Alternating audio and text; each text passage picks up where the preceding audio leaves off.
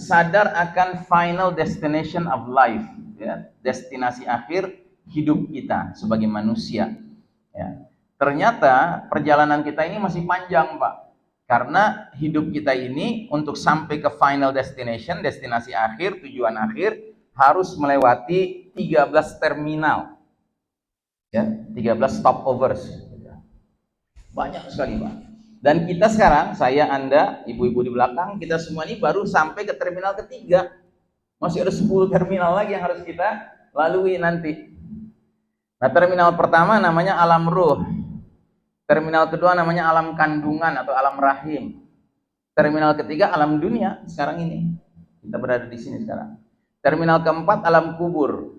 Terminal kelima kehancuran jagat raya seluruhnya dengan terjadinya peristiwa kiamat. Terminal kelima hari kebangkitan, kita dibangkitkan lagi. Lalu keenam padang mahsyar, kita dikumpulkan di padang mahsyar. Ketujuh syafaat, ya. Kedelapan hisab, perhitungan amal. Kemudian ke-9 kita mendapatkan buku rapot kita masing-masing, penyerahan catatan amal. Kemudian ke-10 mizan, ya, 11 ini maaf ya. Mizan, timbangan ditegakkan, neraca ditegakkan, ada daun timbangan kebaikan, daun timbangan keburukan. Terus telaga, telaga ini air di mana Nabi nanti menjaga telaga itu dan membagikannya kepada setiap muslim yang melewatinya. Terus yang terakhir sirat. Sirat itu jembatan atau titian yang dibentangkan di atas api neraka untuk kita seberangi. Nah, sampai di ujung itu kontoroh. Kontoroh itu kayak lapangan menjelang babul jannah, menjelang pintu surga. Nah, semua kita akan melewati ini, Pak. Kita sekarang baru di terminal ketiga. Kita mulai dari terminal pertama. Terminal pertama alam arwah. Ini ruh itu bentuk singular dari arwah. Kalau arwah bentuk pluralnya, ya. Jadi ruh-ruh itu arwah. Nah, alam arwah itu satu alam di mana kita semua baru berupa ruh semuanya. Di mana itu? Wallahu a'lam bishawab. Tapi kita dikasih tahu sama Allah di surat Al-A'raf 172 bahwa kita dulu pernah ngumpul di sana dan kita dulu pernah berdialog dengan Allah Taala. Ya. Jadi disebutkan di ayat ini wa iz akhadha rabbuka min bani adama min zuhurihim dzurriyyatahum wa asyhadahum ala anfusihim alastu bi rabbikum qalu bala syahidna. Dan ingatlah ketika Rabbmu mengeluarkan dari sulbi tulang belakang anak cucu Adam keturunan mereka dan Allah Taala mengambil kesaksian terhadap ruh-ruh manusia seraya Allah bertanya, bukankah aku ini Rabb kalian semua? Maka semua kita waktu masih ruh dulu, Pak, kita semua jawabannya sama. Bala syahidna. Pengertian kita ini ya semua kita, Pak. Bukan hanya kita yang orang beriman, bukan hanya para nabi, bukan as-siddiqin, syuhada, sholihin, enggak. Tapi termasuk orang munafik, termasuk gembong-gembong kejahatan, Namrud, Fir'aun, ya, Dajjal, itu semua jawabannya sama. Bala syahidna, benar ya Allah, kami menjadi saksi Engkau lah Rabb kami. Begitu. Ya, semua mengucapkan hal yang sama. Dan kata Allah, antaqulu yaumal qiyamati inna kunna an hadza ghafilin. Kami lakukan yang demikian itu maksudnya Allah abadikan tanya jawab itu di alam arwah itu supaya kamu ya tidak mengatakan sesungguhnya ketika di dunia dulu kami lengah terhadap urusan ini. Enggak ada alasan. Semua sudah menjawab. Begitu, Pak. Makanya kita orang beriman tidak ada konsep anak bayi lahir itu bawa dosa turunan, enggak ada, Pak. Semua yang lahir itu fitrah dalam keadaan nggak ada dosanya, suci. Kullu mauludin yuladu alal fitrah. Tiap anak lahir dalam keadaan suci, bersih, nggak ada dosanya. Bahkan tahu dia, Rabbi Allah, Rabbu Allah, dia tahu. Nah, karenanya juga kita orang beriman ini, kaum muslimin ini, kita punya yang namanya kewajiban dakwah ilallah, mengajak manusia ke jalan Allah. Ya, karena apa? Karena kita yakin setiap manusia sudah punya modal mengenal siapa Rabbnya, yaitu Allah Ta'ala. Cuma problemanya adalah dalam proses dia berkembang, dia tumbuh, lingkungan pendidikannya menyebabkan dia mengalami ketutupan ruh barangkali ya, atau tidak, ya kan? Itu terpulang kepada bagaimana dia mengalami apa yang dia alami. Gitu. Makanya nggak ada ceritanya seorang mukmin berputus asa terhadap orang yang sekafir apapun. Dia termasuk, kita nggak bisa menutup kemungkinan Netanyahu tiba-tiba ngucapin 2 kalimat syahadat, mungkin saja. Ya mungkin jauh, kemungkinannya jauh, tapi bahwa dia bisa tiba-tiba mengucapkan itu mungkin. Kenapa? Dia juga punya di dalam dirinya ruh yang menyatakan bala syahidna. Benar, kami menjadi saksi engkau adalah Rabb kami, kan begitu. Nah, cuma biasanya kalau udah kelamaan kafir, ya kan sudah khatama ala qulubihim, ini tertutup begitu. Tapi kan hak Allah untuk membolak-balikan hati manusia. Sebagaimana hak Allah untuk mencabut hidayah yang sudah ada pada diri seseorang. Makanya kita khawatir. Ya, sekalipun kita sekarang beriman, Mbak, tapi kita khawatir kalau Allah cabut hidayah ini dari kita. Makanya para ulama, para mubalik sering mengawali ceramahnya dengan alhamdulillahilladzi hadana li hada. Segala puji bagi Allah yang sudah menunjukkan kita ke jalan nikmat iman, nikmat Islam begitu. Dan itu juga rahasianya kenapa dalam sholat walaupun kita muslim, kita masih saja bilang ihdinas siratal mustaqim, tunjuki kami jalannya yang lurus. Kenapa? Karena yang menunjuki Allah. Kalau Allah berkehendak untuk menunjuki kita jalan yang bengkok, yang sesat, ya itu hak Allah. Nah, jadi saudaraku rahimakumullah, ini alam arwah ya, sudah lewat. Kita nggak tahu tuh dulu kejadiannya, yang jelas Allah abadikan sehingga alhamdulillah kita tahu. Oh, rupanya Allah pernah ya bertanya jawab dengan kita. Nah, setelah kita di alam arwah, kita kemudian masuk ke alam rahim ibu kita masing-masing. Dan pada usia 120 hari ya, usia janin atau 4 bulan ya di dalam kandungan ibu kita, Allah kirim malaikat. Allah kirim malaikat untuk meniupkan ruh ke dalam janin yang ada dalam rahim ibu kita. Nah, itu diri kita. Dan Allah titipkan lewat malaikat itu beberapa takdir penting, ya, takdir rezeki, takdir usia, ya, takdir jodoh, ya, dan takdir kematian. Gitu. Ini ditentukan. Dan juga ada takdir sa'iduhu wa syaqiyuhu, gembiranya dan sengsaranya. Para sahabat nanya, apa itu ya Rasulullah? Takdir sa'iduhu au syaqiyuhu, gembiranya atau sengsaranya. Kata Nabi, takdir apa dia nanti menjadi penghuni surga, apa jadi penghuni neraka. Terus para sahabat kaget dengar itu. Ya Rasulullah, kalau sudah ditakdirkan bakal jadi penghuni surga atau neraka, ngapain kita beramal? Ya, para sahabat langsung nanya gitu. Akhirnya kata Nabi, beramallah kalian, sebab setiap orang akan beramal mengikuti takdirnya masing-masing. Nah, karenanya alhamdulillah dalam ajaran Allah al-Islam ini kita punya dua hal yang membuat kita optimis. Yang pertama, kita punya yang namanya anjuran untuk selalu memelihara husnuzon billah, sangka baik kepada Allah. Tidak boleh seorang mukmin itu memiliki yang namanya su'uzon billah, sangka buruk kepada Allah. Kita harus selalu sangka baik sama Allah. Ya. Terus yang kedua, kita punya yang namanya hak untuk berdoa, minta kepada Allah takdir yang baik. Ya, jadi kalau kita khawatir ditakdirkan Allah jadi penghuni neraka, ya sudah minta sama Allah takdir aja jadi penghuni surga. Boleh. Ya, dan itu diajarkan sama Nabi. Ada doa Nabi panjang sekali, di ujung doanya itu Allah maj'al kulla qada'in qadaitahu li khairan. Ya Allah, aku mohon kepada Engkau agar semua yang Kau takdirkan untukku itu semua adalah takdir yang baik. Ya, boleh. Ya. Nah, jadi pada usia 4 bulan di dalam kandungan Allah tiupkan ruh, ya, kemudian tetapkan 4 takdir tadi. Dan disebutkan dalam ayat ini, ya, bagaimana kita harus mengingat jasa emak kita masing-masing yang telah bersusah payah, ya, mengandung kita selama sekian bulan sampai melahirkan susah payah, kemudian sampai menyusui, sampai menyapih selama 30 bulan, ya, total. Masya Allah. Ya. Nah, ini alam rahim. Sudah lewat, kita semua sudah melewati alam rahim. Nah, alam dunia inilah alam kita sekarang.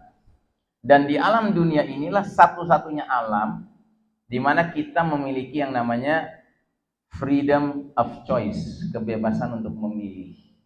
Memilih apa? Memilih beramal, memilih beriman atau kafir. Ya, kita punya hak sepenuhnya untuk memilih. Waktu di alam ruh nggak ada hak milih. Di alam rahim nggak ada hak milih. Nggak ada di alam rahim itu kita boleh milih, aku mau jadi cewek, gue mau jadi cowok, nggak bisa, ya kan, udah ditakdirkan sama Allah itu, ya. Atau gue mau lahirnya pagi, gitu, gue mau lahirnya malam, nggak bisa, kita nggak bisa, nggak punya keinginan itu, nggak bisa. Tapi di alam dunia ini kita diberi kebebasan.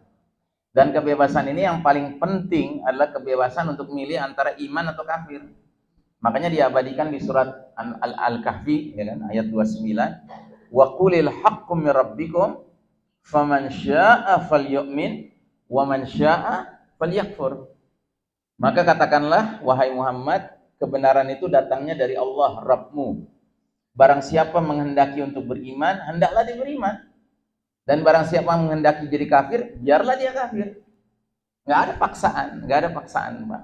Kita ini diberi kebebasan penuh. Makanya ada ayatnya, la ikraha fiddin, tidak ada paksaan dalam beragama. Qad tabayyana rusydu minal ghayy. Sudah jelas mana jalan yang lempeng, yang lurus, mana jalan yang bengkok, yang menyesatkan. Itu sudah jelas. Nah, jadi soal memilih antara iman dan kafir itu bebas. Masing-masing kita bebas memilih. Tapi yang tidak ada kebebasan adalah soal akibatnya. Ya. Akibatnya kalau memilih jalan iman dengan penuh kejujuran, ujungnya rahmat Allah dan jannah. Ya, kampung halamannya bareng sama kampung halamannya ayahanda kita, ayah bunda kita, Adam dan Hawa alaihi wassalam. Tapi barang siapa yang milih kekafiran, maka dia akibatnya, ujung akhirnya adalah murka Allah dan an-nar, ya, neraka, api yang menyala-nyala, dikumpulkan bersama ya biangnya pengajak kepada api itu, yaitu iblis dan bala tentaranya, hizbus syaitan, partai syaitan. Nggak ada ceritanya orang milih jalan keimanan dan dia sungguh-sungguh beriman, lalu dia bilang sama Allah, ya Allah, kalau aku beriman kepada Engkau karena ingin dapatkan surgamu, jauhkan aku dari surgamu. Kalau aku beriman kepada Engkau dengan sungguh-sungguh karena ingin tidak masuk nerakamu, masukkan aku dalam nerakamu. Nggak logis ini, nggak masuk di akal. Ya, kalau dia milih jalan iman, ya wajar dia nanti masuk surga. Karena Allah itu adil. Hambanya yang beriman, yang mau bersusah payah beribadah, taat pada Allah, ya diberikan balasan kebaikan. Hal jazaul ihsan illa al-ihsan. Ya, apa balasan kebaikan kecuali kebaikan juga. Jadi keblinger ya kalau ada orang ngaku beriman tapi merasa nggak perlu masuk surga. Ya, merasa berani masuk neraka. Nauzubillah. Nggak ada itu, nggak benar itu, keblinger. Walaupun ada yang lebih keblinger lagi, milih jalan kafir pengen masuk surga. Nah, ini lebih keblinger lagi. Ada, itu mereka-mereka yang mengolok-olok agama ini, ya, dengan alasan bahwa ya, gue berani masuk neraka, ya, pesenin aja buat gue neraka. Nauzubillah. Ada kan orang begitu ngomong begitu sekarang, Pak? Ya, nauzubillah. Terlalu beraninya. Nah, jadi alam dunia ini adalah alam di mana kita mengalami yang namanya bala, fitnah, ya, ujian, cobaan, ya, tes. Disinilah kita akan melihat nilai-nilai kita atas bagaimana sikap kita, reaksi kita menghadapi ujian-ujian yang Allah berikan kepada kita. Dan kalau kita memberi jawaban atas ujian Allah sesuai dengan arahan Allah, berarti kita akan lulus. Tapi kalau kita memberi jawaban atas ujian Allah mengikuti hawa nafsu kita, cari solusi sendiri, ya kan, maka sangat potensial kita mengalami ya gagal lulus dari ujian Allah. Nah, termasuk di terminal alam dunia ini digambarkan di surat Asy-Syams, fa'alhamaha fujuraha wa taqwaha. Maka Allah ilhamkan kepada jiwa masing-masing orang jalan kejahatan dan jalan ketakwaan. Pada aflaha man zakkaha, sungguh beruntunglah, sukseslah orang yang memilih jalan untuk mensucikan jiwanya terus-menerus. Wa qad khaba man dassaha, dan sungguh rugilah, celakalah orang yang memilih membiarkan jiwanya terkotori. Karena hidup di dunia ini banyak polusinya, banyak kotorannya. Kalau kita tidak terus-menerus rajin membersihkan lagi jiwa kita, pasti jiwa kita ini larut dalam polusi, dalam kekotoran dunia ini. Baik. Nah, jadi kebebasan kita di alam dunia ini akan berpengaruh kepada alam-alam selanjutnya. Nah, terminal yang keempat adalah alam kubur. Ya, jadi setelah kita menemui kematian, kita akan masuk ke alam namanya alam kubur. Ya. Nah, di alam kubur ini kita hanya punya dua kemungkinan. Atau kita terus-menerus mengalami yang namanya nikmat kubur, atau terus-menerus seseorang mengalami siksa kubur. Itu saja. Nggak ada pilihan ketiga. Ya. Dan Sayyidina Utsman radhiyallahu an, Utsman bin Affan, pernah ditemukan suatu hari menangis terseduh-seduh sampai basah jenggotnya ketika dia sedang berdiri di atas makam seseorang. Terus beberapa sahabat yang menyaksikan pemandangan itu penasaran, langsung nanya kepada Sayyidina Utsman, "Ya Utsman, apa yang menimpamu? Kenapa engkau menangis sedemikian rupa? Sepertinya kami tidak pernah melihat engkau menangis seperti ini." Ya, karena para sahabat itu sering juga mereka saling melihat satu sama lain menangis. Pak, kapan? Kalau lagi duduk satu majelis sama Rasul. Jadi Rasul itu kalau satu majelis sama para sahabat, kalau udah mulai ngomong soal gambaran surga, gambaran neraka, itu biasanya majelisnya berubah jadi majelis buka, majelis tangis-tangisan, Pak. Ya, karena para sahabat tuh kalau udah dapat gambaran surga dan neraka dari Nabi, itu sampai nangis mereka.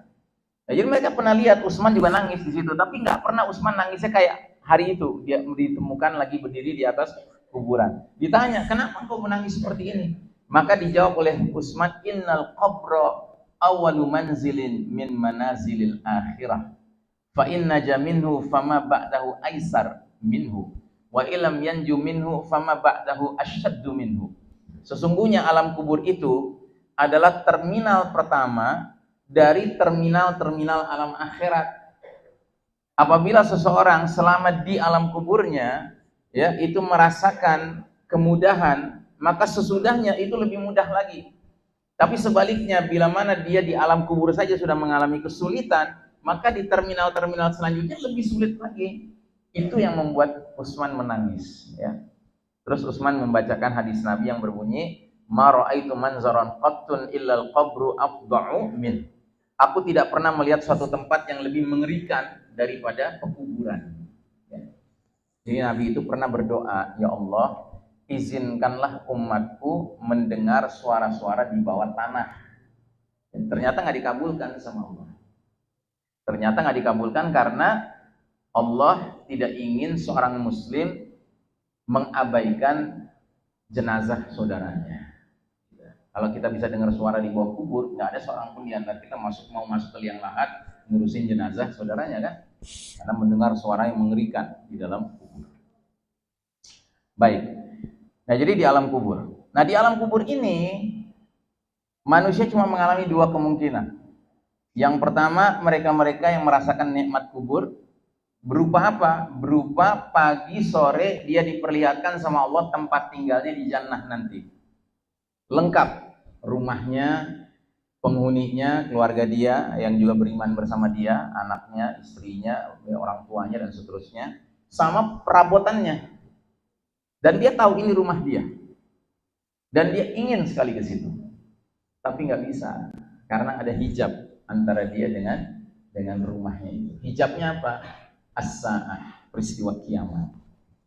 Makanya penghuni surga, penghuni kubur yang merasakan nikmat kubur ya, diperlihatkan rumahnya di jannah nanti, seumur dia dikubur cuma satu doanya, Rabbi aqimis sa'ah hatta arji'a ila ahli wa mali. Ya Rabbku, segerakanlah datangnya kiamat supaya aku bisa segera ngumpul dengan rumahku, dengan keluargaku dan hartaku. Begitu. Sebaliknya, penghuni kubur yang pagi sore dikasih lihat tempat tinggalnya di neraka nanti, ya kan? Itu dikasih lihat sama dia dan dia tahu ini bakal tempat dia nih nanti, gitu. Dia ketakutan sekali ngelihat itu. Nah, dan dia tahu antara dia dengan tempat tinggalnya nanti di neraka itu ada batas. Batasnya apa? Kiamat. Makanya doa dia cuma satu. Rabbila tuqimis sa'ah. Ya Allah, jangan datangkan hari kiamat. Ya, jadi di bawah bumi ini, ya, penghuninya itu di alam kubur itu berebut doa, ya kan? Yang sebagian pengen kiamat disegerakan, yang sebagian pengen kiamat ditunda. Gitu. Makanya bagusnya kita menjadi orang yang udah terlatih, siap menghadapi kiamat. Jangan termasuk orang yang pengennya ngelak-ngelak dari kiamat gitu kan. Jangan-jangan nanti dikubur juga gitu, pengennya ngelak-ngelak dari kiamat, ya kan? Tapi kalau dari sekarang kita mensikapi kiamat secara wajar, secara sebagaimana orang beriman, ya fine-fine saja insyaallah. Karena sudah terbiasa mensikapi kiamat sebagai satu perkara yang nggak bisa dielakkan. Ya. Baik, nah terminal yang kelima ya kiamatnya itu sendiri, kehancuran jagat raya ini, ya, the destruction of the whole universe by the will of the Almighty, the Creator, Allah Subhanahu wa Ta'ala. Jadi yang namanya kiamat itu adalah kehancuran alam semesta atas kehendak penciptanya yang maha kuasa, ya Allah Subhanahu wa Ta'ala. Nah, jadi kiamat ini ketika terjadi, satu hal yang harus diingat adalah alhamdulillah tidak ada seorang mukmin pun yang mengalami kiamat, Pak. Nah, ini berita gembira buat kita. Nabi bersabda, la taqumus sa'a illa 'ala syirarin nas. Kiamat tidak akan menimpa kecuali atas orang-orang yang paling buruk, orang-orang yang paling jahat. Di hadis yang lain kata Nabi, menjelang kiamat sudah dekat sekali akan terjadi, Allah akan hembuskan suatu angin yang lebih lembut dari sutra yang aromanya wangi seperti kesturi. Tugas angin ini mencabut ruh setiap orang beriman, sekalipun imannya tinggal seberat biji zarah, seberat biji atom, tapi ada imannya, itu dicabut, diwafatkan, sehingga tersisalah di muka bumi ini orang-orang yang paling jahat, yang paling buruk, syirarin nas. Mereka lah yang mengalami peristiwa kiamat. Ya, jadi yang mengalami kiamat itu hanya orang-orang kafir 24 karat. Ya. Kita orang beriman ini insya Allah diwafatkan sebelum kiamat. Ya. Makanya yang paling penting adalah memastikan diri kita ini terpelihara iman, Pak. Karena apa? Karena kita sekarang hidup di era penuh fitnah di akhir zaman, di mana fitnah yang ada sekarang ini sampai ke derajat menjerumuskan seorang muslim bukan hanya dalam as-saghair, dosa kecil, bahkan bukan al-kabair, dosa besar, tetapi dosa yang paling mengkhawatirkan namanya dosa nawaqidul iman, dosa batal iman, Pak, yang berarti murtad. Ya, hati-hati, kita ini hidup di era di mana gangguan-gangguan dari musuh-musuh Allah, dari setan dan konco-konconya, baik manusia maupun jin, itu sampai ke derajat ingin kita ini murtad, Pak. Bukan sekedar dosa kecil, dosa besar, tidak, tapi dosa murtad, Pak. Ya, na'udzubillah min dzalik. Nah, jadi kiamat datang, maka kiamat itu menyebabkan semua yang bernyawa itu mati. Ya. Dan yang paling akhir mati siapa? Malaikat pencabut nyawa. Dia yang paling akhir mati. Yang mematikan dia siapa? Langsung Allah Ta'ala. Nah, setelah semuanya mati, hanya Allah yang hidup, yang berdiri sendiri. Al-Hayyul Qayyum. Ya, dan Allah akan berfirman, Anal Malikil Yawm, Ainal Jabbarun, Ainal Mutakabbirun.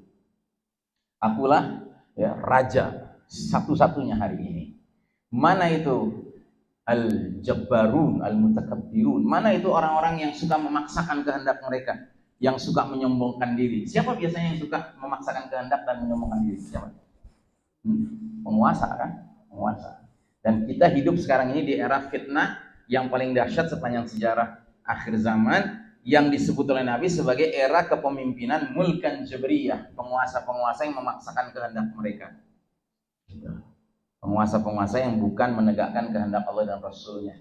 Makanya itu disebut sebagai era fitnah yang paling dahsyat, Pak. Nggak ada era lebih dahsyat dari era kita sekarang. Baik. Kemudian ada hari kebangkitan, kita dibangkitkan lagi, dihidupkan lagi. Wa nufikha fis suri fa idahum minal ajdasi ila rabbihim yansilun. Surat Yasin ayat 51.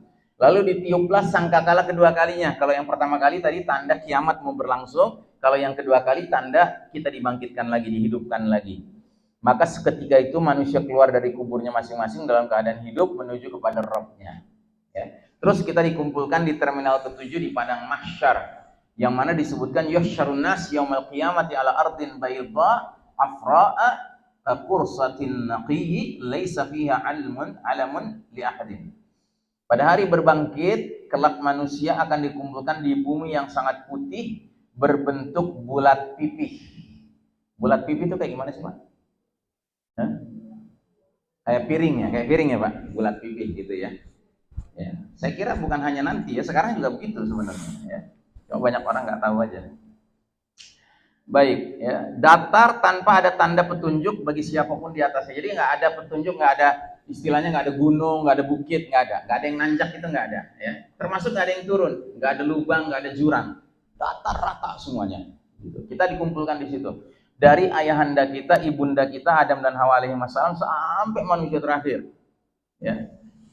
Nah, dikumpulkan di padang mahsyar itu untuk apa? Untuk menanti terjadinya proses hisab. Ya. Dan penantian itu kata Nabi Muhammad SAW berlangsung khamsina alfasana, 50.000 tahun. Para sahabat kaget. Ya, mereka bilang khamsina alfasana ya Rasulullah. 50.000 tahun ya Rasulullah. Nabi paham bahwa para sahabat gelisah. Sehingga kata Nabi, adapun bagi orang beriman, dia menanti seperti menanti satu waktu sholat waktu di dunia. Masya Allah. Ya, satu waktu sholat itu kalau kita lagi liburan di rumah hari Ahad misalnya, terus dengar azan zuhur, terus kita mulai siap wudhu di rumah, terus kita jalan ke masjid, terus sampai di masjid kita qobliyah, terus kita nunggu qomat, begitu qomat kita sholat berjamaah dengan imam dan jamaah lainnya, selesai sholat kita wirid, selesai wirid kita sholat ba'diyah, terus kita jalan ke rumah. Kira-kira total berapa menit? Setengah jam palingnya, setengah jam nih Pak. Masya Allah. Jadi bagi orang beriman seperti itu Pak. Ya, tapi bagi manusia kebanyakan kayak 50.000 tahun Pak nunggunya. Gitu. Dan karena gelisah ya, akhirnya mulailah manusia mencari-cari ini siapa nih orang yang kira-kira bisa merubah keadaan ini. Karena yang namanya menanti Pak, menunggu itu nggak ada yang menyenangkan. Menunggu satu perkara yang menyenangkan saja itu nggak menyenangkan, apalagi menunggu satu perkara yang mengerikan, lebih nggak menyenangkan lagi. Ya, contohnya seorang pemuda baru saja dengan orang tuanya datang ke calon keluarga yang dia mau nikahi gitu kan, terus ngelamar, diterima lamarannya, sepakat 3 bulan lagi menikah. Nah pasti sejak hari lamaran itu sampai 3 bulan berikutnya itu penantian yang penuh penderitaan bagi si pemuda itu. Padahal ujungnya nikah, ya kan, menyenangkan kan? Nah apalagi kalau mengerikan. Nah jadi manusia ketika menunggu seperti itu gelisah semua. Akhirnya cari-cari siapa nih orang yang kira-kira bisa kita minta bantuannya supaya urusan kita nggak nunggu aja terus. Akhirnya ketemulah Nabi Adam alaihissalam. Wahai ayah kami, tolonglah kami. Kata Adam alaihissalam, tidak bisa. Aku sibuk dengan dosaku sendiri. Aku berdosa karena aku dijebak sama iblis mendekati pohon terlarang. Sana kalian minta ke Nabi Nuh, cari Nabi Nuh, ketemu Nabi Nuh, ya kan? Bagaimana ya Nabi Allah Nuh, tolonglah kami. Kata Nabi Nuh, nggak bisa, aku juga sibuk dengan dosaku sendiri. Aku pernah berdoa agar Allah membinasakan semua orang kafir sebinasa-binasanya, ya kan? Sana kalian cari Nabi Ibrahim, cari Nabi Ibrahim. Nabi Ibrahim juga lagi sibuk dengan dosanya, nggak bisa, ya kan? Aku sibuk dengan dosaku. Aku pernah berdusta di 3 tempat yang berbeda. Sana kalian cari Nabi Musa. Nabi Musa pun jawabannya sama. Ya, aku juga sibuk dengan dosaku. Aku pernah membunuh seorang Koptik, orang Mesir, ya, tanpa alasan yang dibenarkan. Sana kalian cari Nabi Isa. Nabi Isa alaihissalam juga sama, nggak bisa menjawab, nggak bisa membantu. Sana kalian cari Nabi Muhammad SAW.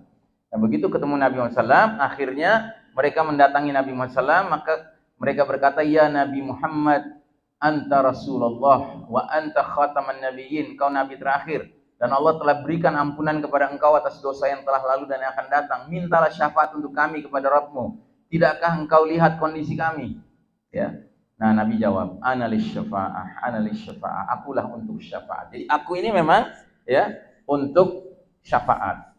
Maka Nabi kemudian menuju bawah arsy. Arsy itu singgasana Allah Ta'ala, sujud di hadapan Allah. Kemudian Allah membuka segala pujinya kepadaku yang belum pernah dibukakan untuk seorang pun sebelumku. Terus dikatakan kepada aku, wahai Muhammad, angkatlah kepalamu, mintalah niscaya kamu akan diberi, dan mintalah syafaat niscaya kamu akan diberi syafaat. Nah barulah kemudian hisab dimulai. Nah terminal yang ke-9 hisab dimulai ya, dikatakan dalam surat Az-Zumar ayat 69, wa asyraqatil ardu binuri rabbiha wa wudi'al kitabu wa ji'a bin nabiyyin wasyuhada'i wa qudiya bainahum bil haqqi wa hum la yuzlamun. Dan bumi padang mahsyar menjadi terang benderang dengan cahaya keadilan Allah Rabb-nya. Dan buku-buku perhitungan perbuatan mereka diberikan kepada masing-masing. Nabi-nabi dan saksi-saksi pun dihadirkan lalu diberikan keputusan di antara mereka secara adil, sedangkan mereka tidak dirugikan. Nah, terus kemudian masing-masing kita menerima catatan amal kita. Ya. Dan catatan amal ini hanya ada 3 kemungkinan datangnya kepada manusia. Ada yang datangnya jatuh ke tangan kanan, ada yang jatuh ke tangan kiri, dan ada yang datang nyodok dari belakang, ngagetin gitu. Ya. Nah mereka yang menerima catatan amal di tangan kanan, mereka akan berbahagia. Begitu mereka buka isi catatan amalnya, senyum mereka. Tapi mereka yang menerima di tangan kiri dan yang sodok dari belakang, begitu mereka lihat isinya, merengut wajahnya, ketakutan, ya penuh penyesalan, tapi nggak bisa berbuat apa-apa. Nah jadi dikatakan di surat Al-Kahfi ayat 49, wa wudi'al kitabu fataral mujrimina mushfiqina mimma fihi wa yaquluna ya wailatana ma li hadzal kitabi la yughadiru saghiratan wa la kabiratan illa ahsaha wajadu ma'amilu hadira wa la yazlimu rabbuka ahada. Dan diletakkanlah kitab catatan amal, lalu engkau akan lihat orang yang berdosa merasa ketakutan terhadap apa yang tertulis di dalamnya, dan mereka berkata, celakalah kami. Kitab apa ini? Tidak ada yang tertinggal, urusan kecil maupun besar, melainkan tercatat semuanya. Dan mereka dapati semua yang telah mereka kerjakan ada tertulis di dalamnya. Dan Rabbmu tidak menzolimi seorang jiwa pun. La haula wa la quwata illa billah. Nah, saudara sekalian rahimakumullah, ada seorang hamba Allah yang dia itu mengalami satu hal yang spesial, ya, disebutkan di dalam hadis. Pada hari kiamat kelak, kata Nabi, akan ada salah seorang dari umatku yang dipanggil untuk dihisab di hadapan seluruh makhluk. Lalu dibukakan dan dipaparkanlah untuknya 99 buku catatan keburukan semasa di dunia. 99 buku catatan keburukan semasa di dunia. Yang mana setiap buku catatan itu panjangnya sejauh mata memandang. Jadi banyak sekali catatan keburukannya. Kemudian Allah Azza wa Jalla berfirman, apakah engkau ingkari sesuatu dari catatan ini? Ya. Kemudian dia jawab, tidak wahai Rabbku. Jadi diakui semua itu kerjaan dia waktu di dunia. Allah tanya lagi, apakah malaikat pencatatku menzolimimu? Apakah engkau punya kebaikan? Maka dengan rasa takut orang itu menjawab, tidak. Artinya malaikat penulis catatan amal nggak berlaku zalim, dan juga dia merasa nggak ada kebaikannya. Ya dia udah lihat keburukan semua kan. Terus Allah berfirman, tentu sesungguhnya engkau memiliki amalan kebaikan di sisi kami, dan sesungguhnya hari ini tidak ada lagi kezaliman bagimu.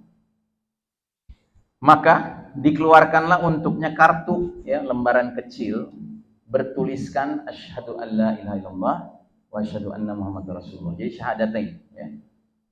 Kemudian Nabi bersabda, lelaki itu bertanya, ya Rabbku, apa hubungannya kartu ini dengan buku catatan keburukanku? Kata Allah Ta'ala, sesungguhnya engkau tidak akan dizalimi. Maka diletakkanlah catatan-catatan tadi, keburukan-keburukan tadi di satu timbangan, ya. Dan kartu itu diletakkan di timbangan yang lain. Jadi tadi buku-buku catatan keburukannya itu ditaruh satu daun timbangan, ya kan, jatuh gitu, shoot gitu. Terus kartu itu ditaruh di timbangan yang seberangnya. Ternyata catatan-catatan itu lebih ringan, keangkat ke atas, dan kartu itu lebih berat. Masya Allah. Ya. Jadi pentingnya syahadatain di situ, Pak. Ya, tapi dengan catatan bahwa syahadatain kita ini nyala, Pak. Bukan syahadatain yang nggak nyala, bukan syahadatain yang cuma sekedar mengandalkan ngucapin tapi nggak pernah mendalami. Makanya ada perintah Allah di surat Muhammad ayat 19, fa'lam annahu la ilaha illallah. Maka kajilah, renungkanlah, dalamilah, ilmuilah dalam-dalam makna dari la ilaha illallah. Karena kalau orang benar-benar paham la ilaha illallah, dia akan menjadi hamba Allah yang benar-benar merdeka. Dia menjadi hamba Allah yang wala wal baroknya jelas. Wala itu loyalitas, barok itu berlepas dirinya jelas. Sekalipun mungkin dosanya banyak, keburukan-keburukannya banyak, tapi karena akidahnya benar, ya, niscaya, ya, beratnya, bobotnya syahadatannya itu bisa lebih berat daripada keburukan-keburukan yang sudah dia kerjakan. Ada lagi satu hadis lain, saya nggak tulis di sini. Ada seorang hamba Allah secara khusus diperintahkan Allah mendekat ke Allah. Saking dekatnya dia dengan Allah, sampai-sampai percakapan antara dia, si hamba, dengan Allah nggak bisa terdengar oleh manusia lain. Bahkan para malaikat nggak ada yang diizinkan mendengarkan pembicaraan antara dia dengan Allah. Terus Allah tanya sama dia, hai hambaku, coba buka buku catatanmu. Dia buka buku catatannya. Halaman demi halaman dilihat, dosa semua, Pak. Terus kata Allah, buka lagi buku catatanmu. Disuruh ulang lagi dari halaman pertama. Begitu dia lihat halaman pertama, hilang, Pak. Delete. Itu dia buka halaman kedua, hilang lagi. Dia buka halaman ketiga, hilang lagi. Pendek kata semua dosanya hilang semua, delete, terhapus. Terus kata Allah, hai hambaku, sesungguhnya semua yang kau kerjakan tadi, engkau kerjakan tanpa seorang manusia pun ada yang tahu engkau kerjakan. Maka hari ini aku hapuskan tanpa seorang manusia pun ada yang tahu. Masya Allah, ya. Tapi jangan salah ambil kesimpulan, Pak. Kalau gitu saya mau berdosa yang diam-diam aja deh. Gitu. Bukan gitu. Ya. Ini hamba, dia sering terjatuh dalam dosa, tapi dia rajin sekali taubat. Dia rajin minta ampun sama Allah. Ya. Terjatuh lagi, minta ampun lagi, terjatuh lagi, minta ampun lagi. Ya, makanya yang namanya kita hubbut taubah, ya, mencintai taubat itu nggak boleh bosan-bosan, Pak. Ya, nggak pernah kita bosan istighfar. Ya. Sehingga ada ungkapan di kalangan para ulama itu, laisa saghir, ya, bil istighfar, wa laisal kabir bil istighfar, wa laisa saghir bil istimrar. Nggak ada dosa yang boleh dianggap besar kalau diiringi dengan istighfar. Dan tidak ada dosa yang boleh dianggap kecil kalau terus-terusan dikerjain. Baik. Nah, terus terminal ke-11, mizan. Mizan itu timbangan, ya, timbangan kebaikan dan keburukan seseorang ditegakkan. Ya. Dan ini soal timbangan ini juga ada satu hadis yang menarik sekali. Hadis itu bunyinya begini. Nabi bertanya kepada para sahabat, tahukah kalian siapa orang yang bangkrut? Para sahabat jawab, menurut kami orang yang bangkrut di antara kami adalah orang yang tidak memiliki uang dan harta kekayaan. Kata Rasul, sesungguhnya umatku yang bangkrut adalah orang yang pada hari berbangkit datang dengan sholat, puasa, dan zakat. Jadi dia datang dengan pahala sholat, pahala puasa, pahala zakat. Tetapi dia syatama hadza, mencaci maki ke sini, menuduh ke sana, makan harta orang lain, membunuh dan menyakiti orang lain. Setelah itu, pahalanya diambil untuk diberikan kepada setiap orang dari mereka hingga pahalanya habis. Jadi artinya, dia udah senang untuk melihat pahala sholatnya, pahala zakatnya, pahala puasanya. Tahu-tahu ada antrian panjang orang yang menuntut keadilan sama Allah. Ya Allah, orang ini telah berlaku zalim sama aku di dunia. Jadi engkau minta apa? Aku minta keadilan. Apa pendapatmu kalau pahala sholatnya aku transfer ke kamu? Aku terima ya Allah. Antrian masih panjang. Orang kedua juga gitu, minta keadilan. Apa pendapatmu kalau pahala zakatnya aku transfer ke kamu? Aku terima ya Allah. Antrian masih panjang. Orang ketiga menuntut hal yang sama. Apa pendapatmu kalau pahala zakatnya, puasanya aku transfer ke kamu? Aku terima ya Allah. Antrian masih panjang. Nah, orang berikutnya nanya, aku menuntut keadilan. Tapi orang ini sudah nggak punya apa-apa, kata Allah. Terserah engkau ya Allah, tapi yang jelas aku nggak ridho, orang ini senang. Akhirnya kata Allah, bagaimana pendapatmu kalau dosamu aku transfer ke dia? Wah, aku ridho. Nah, jadi mulailah antrian berikutnya, dosa-dosa mereka ditransfer ke dia, Pak. Nah, jadi kata Nabi, inilah hakikat bangkrut. Ya. Ini bangkrut yang sebenarnya itu begini. Ya. Karena apa? Dia banyak berbuat amal ibadah kepada Allah, tapi amal hablum minannasnya kacau, rusak gitu. Makanya kita tidak boleh sibuk hanya mencari pahala-pahala ibadah semata, tapi juga kita harus mengejar pahala-pahala yang sifatnya hablum minannas, ya. Nah, terminal ke-12 adalah telaga. Jadi telaga ini adalah tempat di mana Nabi SAW akan menjaga, dan semua Nabi punya telaganya masing-masing, tapi Nabi Muhammad SAW itu telaganya yang terbesar. Kenapa? Karena umatnya yang terbesar jumlahnya. Dan Nabi akan menanti saudara-saudara muslimnya, pengikut-pengikutnya, ya, yang dia kenali lewat bekas wudhunya. Jadi bekas wudhunya menyebabkan bercahaya tangannya, bercahaya mukanya, bercahaya kakinya. Begitu. Nah, cuma yang jadi masalah adalah, benar, orang yang dapat air dari telaga Nabi langsung dari Rasul itu akan kehilangan dahaganya untuk selama-lamanya. Itu benar. Tapi yang jadi masalah, ada dua jenis kelompok manusia yang walaupun mengaku muslim gak berhak terima air telaga Nabi. Kelompok pertama adalah mereka-mereka yang dilihat dari jauh oleh Nabi, ini ada kelihatan bercahaya tangannya, mukanya, kakinya, dipanggil-panggil sama Rasul dengan penuh kasih sayang, sini umatku sini. Ternyata sama malaikat dihalau, gak boleh, jangan mendekat. Nabi bilang itu umatku. Terus kata malaikat, ya Muhammad, engkau tidak tahu setelah engkau wafat mereka merubah agamamu, begitu, ya. Jadi misalnya mereka sholatnya distancing gitu, berjauhan, kayak di Al-Zaitun gitu, ya. Tahu kan? Di Al-Zaitun kan sholatnya berjauhan gitu. Ya. Ketawa ya. Padahal kita juga dulu gitu waktu Covid.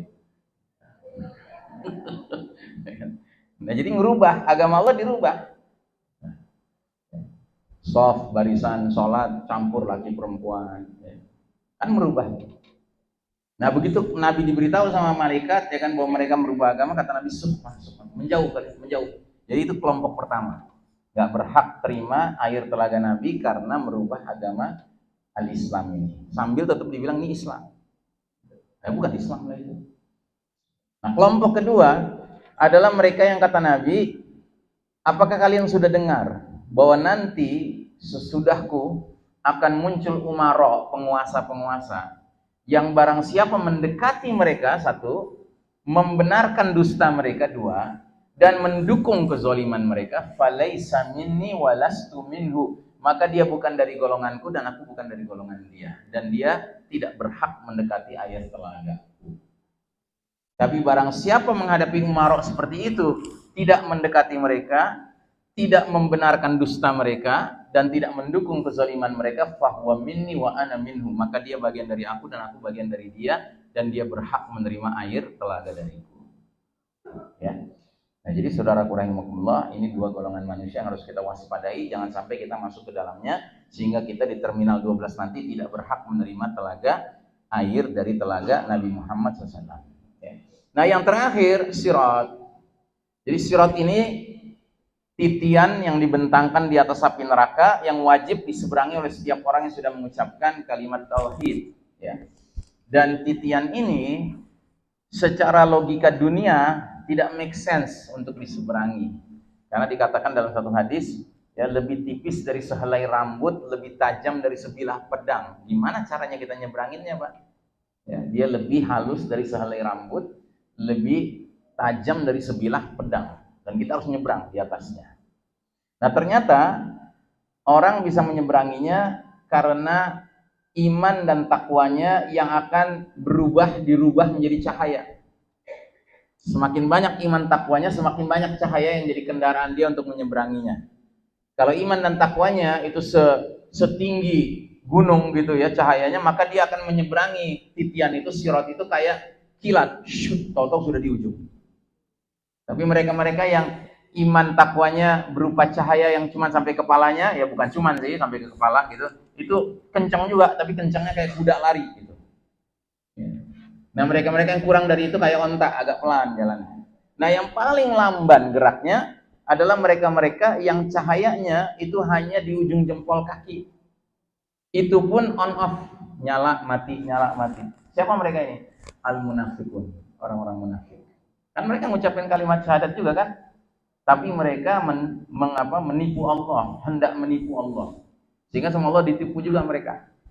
Nah, jadi mereka ini kalau nyebrang, nunggu jempolnya itu nyala. Begitu nyala, dia nyebrang. Karena itu tempatnya gelap gulita itu. Gelap gulita, di bawah api neraka menyala. Nah, begitu dia mati, dia berhenti. Nggak berani dia maju. Nunggu nyala lagi, nyala, dia maju lagi. Pakai cahaya yang sedikit itu yang ada dari jempol kakinya. Terus begitu, berhenti, ya kan? Jalan, berhenti, jalan. Nah, di tengah-tengah, mati, nggak nyala-nyala. Gitu. Nunggu-nunggu nggak nyala-nyala. Akhirnya dia nekat, lari, jatuh. Sengaja sama Allah dipermainkan. Karena dia dulu mempermainkan agama Allah. Wa na'udzubillahi min dzalik. Setelah sampai di seberang, di Qantharah namanya. Qantharah itu lapangan terbuka menjelang Babul Jannah, gitu ya. Babul Jannah udah kelihatan. Tapi tidak boleh orang masuk kecuali dipanggil, ya. Nanti pemanggilannya ada yang sifatnya individual, tapi banyak yang kolektif, ya, zumaro, ya, rombongan-rombongan gitu, ya. Nah, jadi ada mereka-mereka yang nunggu nggak dipanggil-panggil. Ternyata siapa mereka ini? Ternyata mereka ini hamba-hamba Allah beriman, ya, calon penghuni surga, tapi masalahnya kenapa mereka tertunda, nggak dipanggil-panggil? Karena mereka punya masalah dengan sesama orang beriman. Dan masalah itu nggak diselesaikan di dunia. Ya. Sampai di kitab Ibnu Katsir itu diceritakan ada dua orang bersahabat, dua-duanya orang beriman. Mereka sempat menjadi sahabat karib, tapi dalam perjalanan hidupnya terjadi sesuatu, pecah hubungan mereka. Dan ternyata sampai akhir hayat, kematian menjemput masing-masing mereka, nggak sempat islah, nggak sempat memperbaiki hubungan. Gitulah. Nah, akhirnya mereka tertunda nih, dua orang ini. Allah langsung turun tangan. Allah nanya kepada salah seorang di antara mereka, "Hei hambaku, benar ini sahabatmu, ini saudaramu seiman?" Kata dia, "Benar ya Allah." "Dan apakah benar engkau pernah disakiti dia?" "Pernah ya Allah." "Kau mau maafkan dia?" "Enggak bisa ya Allah." "Loh, kenapa enggak bisa?" "Ya karena dia waktu menyakiti aku di dunia, dia enggak pernah menunjukkan penyesalannya. Jadi engkau tidak mau maafkan? Tidak ya Allah. Wah, akhirnya kata Allah, irfa ra'sak. Coba angkat kepala kamu. Dia angkat kepalanya. Dia lihat sesuatu di depan dia, kaget. Jadi dia lihat sebuah bangunan megah, mewah gitu ya, terbuat dari kaca. Ya. Yang membuatnya sampai nanya gini, ya Allah, li ayyul nabiyyin hadhil imarah. Wahai Allah, ini untuk nabi yang mana nih? Rumah sehebat ini. Wali ayyu syahidin hadhil imarah, untuk orang yang mati syahid di medan jihad, mana yang dapat rumah kayak gini? Kata Allah, hai hambaku, ini rumah aku sediakan untuk kamu. Bagaimana ya Allah, aku berhak dapat rumah kayak gini? Bagaimana? Ada S dan K-nya, ada syarat dan ketentuannya. Apa itu ya Allah? Engkau maafkan saudaramu. Ya teriak Allah. Al-an ya Rabb, al-an ya Rabb. Sekarang ya Rabb, sekarang ya Rabb, aku maafkan saudaraku. Bahkan ya Allah, bolehkah aku ajak saudaraku ke dalam rumahku? Kata Allah, pegang tangan saudaramu, masuklah engkau berdua dalam rahmatku. Ya, Masya Allah. Ya. Nah, ini bisa begini karena mereka orang beriman yang spesial, Pak. Kita belum tentu spesial, Pak. Ya. Jadi jangan nunggu di sana, di sini aja diselesaikan. Ya. Baik, nah jadi Bapak dan Ibu rahimakumullah, sementara, jadi ini sudah selesai nih ya, 3 terminal ini kalau kita lolos ya kan, insya Allah udah jannah. Ya tinggal nunggu jadwal dipanggil, mudah-mudahan nggak lama dipanggilnya. Ya.